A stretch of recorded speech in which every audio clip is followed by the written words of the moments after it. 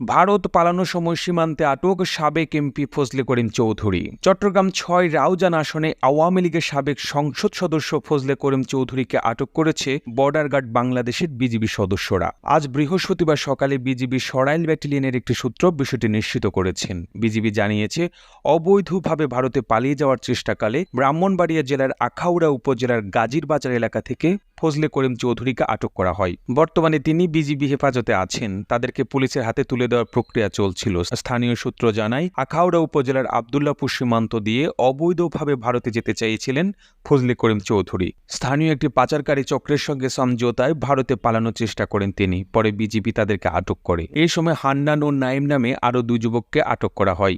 শেখ হাসিনার সরকার পতনের পর থেকে আত্মগোপনে ছিলেন ফজলে করিম চৌধুরী। ইতিমধ্যে তার বিরুদ্ধে চট্টগ্রাম ও রাউজানে একাধিক মামলা দায়ের করা হয়েছে। আওয়ামী লীগের আলোচিত নেতা ফজলে করিম চৌধুরী ১৯৯৬ সালের ৭ম জাতীয় সংসদ নির্বাচনে চট্টগ্রাম ৬ আসন থেকে বিএনপির প্রার্থী চাচাতো ভাই গিয়াসউদ্দিন কাদের চৌধুরীর কাছে পরাজিত হয়েছিলেন।